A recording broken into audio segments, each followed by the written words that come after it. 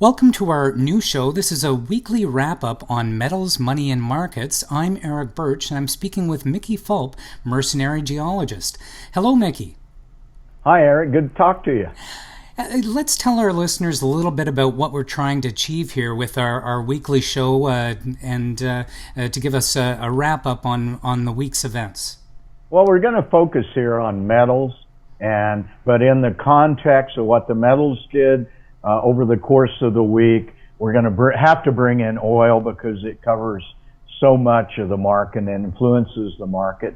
Talk about currencies a bit because everything's priced in U.S. dollars. So as goes the dollar, often goes commodities and a negative correlation. And finally, the U.S. markets, which, when the U.S. sneezes, the rest of the world catches cold. But we're really going to try to focus on the way metals moved over the week and how that affects the junior resource sector, specifically the Toronto Venture Exchange, which is where most of the speculators that listen to me have a significant amount.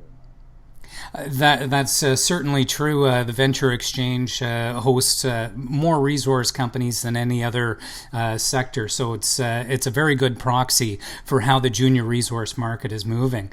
Let's get right into it. This week we saw some small movement in gold, but the big mover here was silver this week. Well, that's correct, and gold was down. It tried to get above the mid-1200s, but it keeps hitting resistance.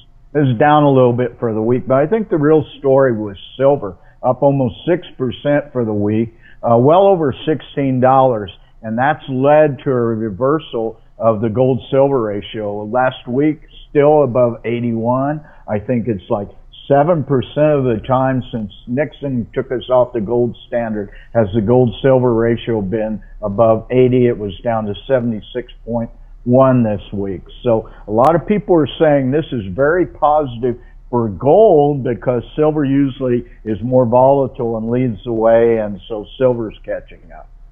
Certainly. And switching to a couple of other metals here, on the industrial side, we saw some nice movement in copper, certainly hanging well in above the $2 mark here. And do you have any thoughts on copper this week? Well, I think copper has some short-term fundamental problems, but in the mid to long term, I remain very bullish on copper. At $2.19 copper, there's a lot of production in the world. It's not making any money, and that will come off. We talked a little bit in the introduction about oil. Oil was up about 70 cents over the week, closed at $40 and change. I think you know something about what's going on in the oil market. That's right, Mickey. This weekend, there's a meeting in Doha for oil producers, and the general consensus going into the weekend here is that they're going to curb production at January levels, which were all-time high global production numbers. And so we don't really see any supply cuts coming. Well, there's great divergence among analysts about oil production and when the oil price is going to recover. Here's what I can tell you. We had a 2 million barrel a day surplus at the end of last year. Now that's down to about 1.5 million barrels a day.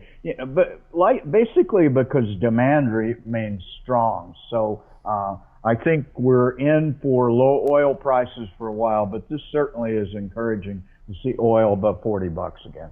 Right. And on the currency side, the U.S. dollar was essentially flat here. What do you see on currencies between the U.S., the euro, and the Canadian loonie? Well, U.S. dollar has fallen off about 5% over the last month and a half, but it still remains strong at almost 95. What I'd really like to talk about is the loonie. Loonie made a nice gain over the week, another percent. Basically, it's 78 cents. Contrast that to on January 20th, when it was less than 70 cents, but also that was when oil hit $27 a barrel.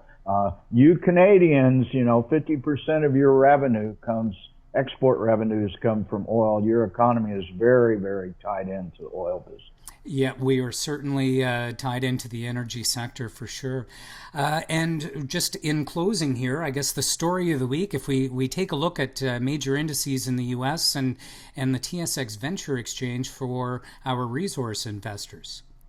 Yeah, well, the Dow and the S&P 500 hit year-to-date highs yesterday. Now, they came off a bit today, but up over the week about 2%. So those people that thought we were in for a major correction of late January, early February, well, the U.S. markets have rallied. But the real story here is since January 20th, when the venture exchange hit all-time low of 466, the index that is, it's now at 634, up another 5% for the week, up 36% since January 20th, and it's gone straight up, Eric, and that's of concern because when markets go exponential like this, they need to take a break. So we're hoping that we like what's going on with the venture exchange, but we're hoping that maybe there's a little pause here. It doesn't go up too fast, too quick. It's been led by gold, but all stocks in all commodities are much stronger now. It seems like the investment appetite is beginning to return to the resource sector, and people are seeing value in these undervalued assets. Well, I hope so. You know, I'm like a dog with a bone right now, and I'm very happy, let's say, because for the first time in probably 6 months, I've actually sold stocks lately at nice profits. So we're all excited about that.